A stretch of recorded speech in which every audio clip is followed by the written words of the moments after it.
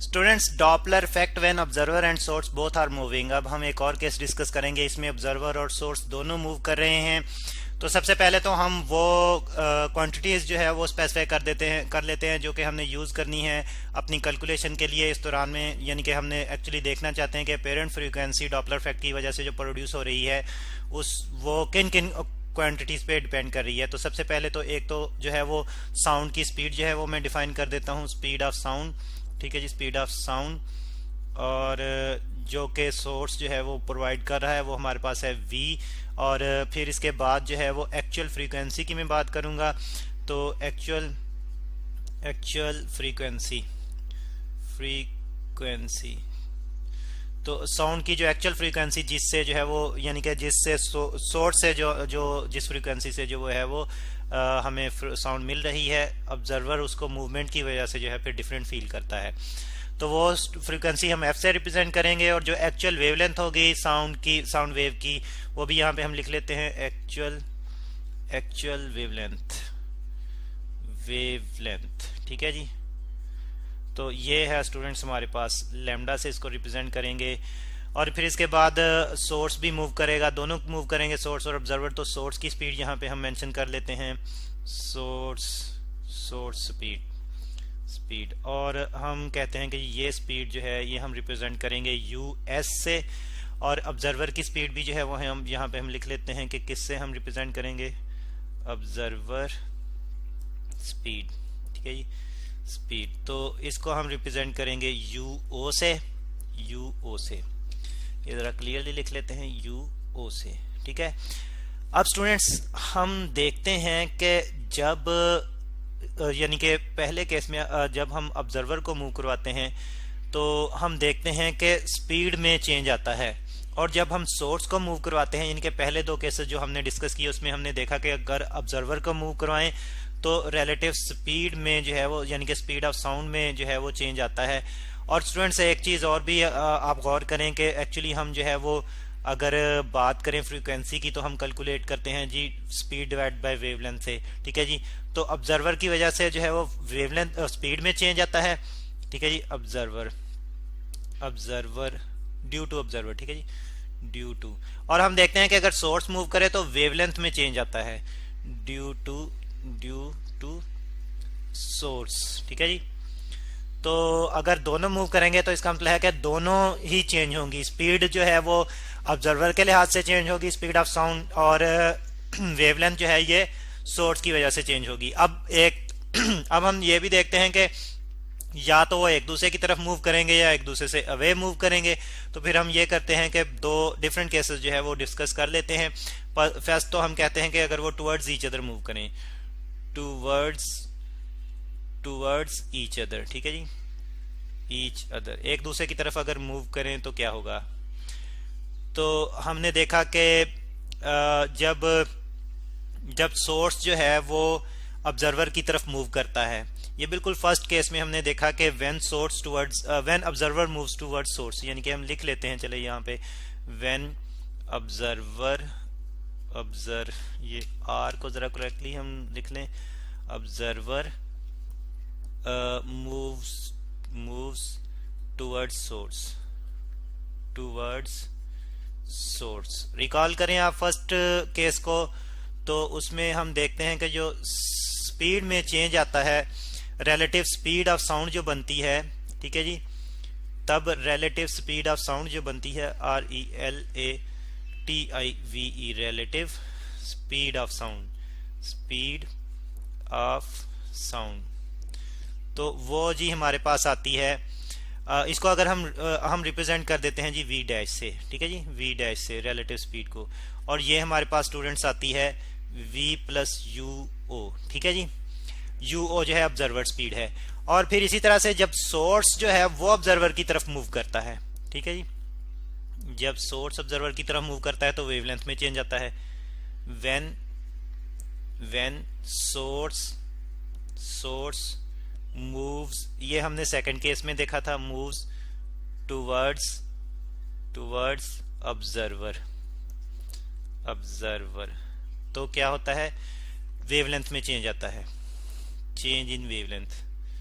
और हम कहते हैं कि वेवलेंथ जो है वो शॉर्टर हो जाती है, चेंज इन वेवलेंथ, वेवलेंथ। और वो हम कहते हैं जी कि वो वेवलेंथ में जो चेंज आता है वो हमारे पास है जी लैम्डा डैश, यानी कि जो वेवलेंथ, यानी कि जो ऑब्जर्वर के लिए जो यहाँ पे चेंज इन वेवलेंथ की जगह हम लिख लेते हैं सिर्फ के डिक्रीज इन वेवलेंथ, क्योंकि वेवलेंथ के लिए ऑब्जर्वर के लिए वेवलेंथ डिक्रीज हो जाती है, ठीक है जी। Decrease in wavelength, wavelength. तो ये जो है हमने कहा था कि डेल्टा लैम्डा आता है, और फाइनल वेवलेंथ जो हम फाइंड आउट करना चाहते हैं वो फिर हम एक्चुअल वेवलेंथ से डेल्टा लैम्डा माइनस कर देते हैं स्टूडेंट्स। तो हमारे पास जो फिर सोर्स के लिए अगर हम ऑब्जर्वर के लिए हम वेवलेंथ जो वो ऑब्जर्व करता है उसको अगर हम लैम्डा डी से रिप्रेजेंट करें तो फिर वो आ जाती है actual wavelength minus delta lambda, ठीक है जी। और इसको हमने कैलकुलेट किया था, तो ये हमारे पास जो आ रही थी जो ऑब्जर्वर के लिए डिक्रीज इन वेवलेंथ आ रहा था वो आ रहा था हमारे पास सेकंड केस की हम बात करें students, v minus u S over F, ठीक है जी। अब स्टूडेंट्स हम फ्रीक्वेंसी कैलकुलेट करेंगे और यहाँ से, और ये स्पीड और ये नीचे वाली वेवलेंथ यूज करते हुए इसको हम 1 कह लेते हैं जी। ये 1 है हमारे पास, सॉरी क्लियरली लिख लेते हैं इसको 1, और ये हमारे पास जो है सेकंड क्वेश्चन है। और हम फ्रीक्वेंसी ऑब्जर्वर के लिए कैलकुलेट करेंगे जो कि है हमारे पास एफ ई से रिप्रेजेंट कर देते हैं इस फ्रीक्वेंसी को एफ ई से, और वो क्या होगी जी स्टूडेंट्स, वो होगी relative speed of sound due to observer motion divided by relative speed of observer divided by wavelength due to source motion, ठीक है जी। तो वैल्यूज पुट करें तो एफ ई स्टूडेंट्स हमारे पास आ जाएगी, एफ ई हमारे पास आ जाएगी। तो सबसे पहले वी डैश की वैल्यू पुट करें तो वी प्लस यू ओ, और ये v लैम्डा डैश की वैल्यू पुट करें तो v minus u S divide by F. ये f को डबल डिनोमिनेटर से ऊपर शिफ्ट करें जो कि एक्चुअल फ्रीक्वेंसी है, तो अपेरेंट फ्रीक्वेंसी जो है वो ऑब्जर्व के लिए आ जाएगी। दोनों की रिलेटिव मोशन में वो एक दूसरे की तरफ मूव कर रहे हैं, v plus u o divide by v minus u s. तो हम देख रहे हैं कि दोनों की रिलेटिव मोशन, दोनों के लिहाज से जो स्पीड की साउंड की जो रिलेटिव स्पीड बनेगी उस पे फ्रीक्वेंसी जो है वो डिपेंड करेगी, अपेरेंट फ्रीक्वेंसी, ठीक है जी। और ये तो हमने वो केस देखा जबकि जब वो एक दूसरे की तरफ मूव कर रहे हों, जब वो एक दूसरे से अवे मूव कर रहे हों। यहाँ पे अब हम सेकंड केस पढ़ते हैं, towards away from each other, ठीक है जी, away from each other, away from each other, each other, एक दूसरे से दूर जा रहे हो, तब क्या होगा। तो तब स्टूडेंट्स जो है वो हम देखते हैं कि ऑब्जर्वर की वजह से जो है वो स्पीड में जो है वो चेंज जो आता है ऑब्जर्वर की मोशन की वजह से, वो हम लेते हैं जी, क्योंकि स्पीड जो है वो डिक्रीज हो जाती है साउंड स्पीड, और वो है जी v माइनस यू ओ, ठीक है जी। और दूसरी जो हम चीज देखते हैं वो वेवलेंथ में इंक्रीज आता है, किसकी वजह से, सोर्स की मूवमेंट की वजह से। ये तो स्पीड में तो जो डिक्रीज है ये है ऑब्जर्वर की मूवमेंट की वजह से, ठीक है जी।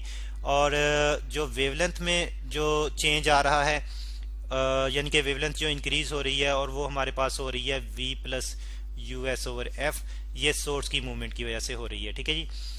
और अब हम फ्रीक्वेंसी फाइंड आउट करेंगे जब वो दोनों एक दूसरे से अवे मूव कर रहे हैं, तो ऑब्जर्वर को जो फ्रीक्वेंसी अपेरेंट फ्रीक्वेंसी मिलेगी उसको हम एफ एच से रिप्रेजेंट कर देते हैं, और हम देखेंगे कि ये हमारे पास आ जाएगी v dash divide by lambda dash, और वैल्यूज अगर हम पुट करें ऊपर वाली इक्वेशन से तो एफ एच हमारे पास आ जाएगी v माइनस यू ओ, और लैम्डा डैश की जगह v plus u S divide by F double denominator से ऊपर शिफ्ट होगा, तो एफ एच हमारे पास आ जाएगी, एफ एच हमारे पास आ जाएगी f into v minus u o divided by v plus u s. तो अभी हम देखते हैं कि अपेरेंट फ्रीक्वेंसी जो है यहाँ पे डिपेंड करेगी रिलेटिव स्पीड ऑफ साउंड पे और relative to source and relative to observer, relative to source and relative to observer.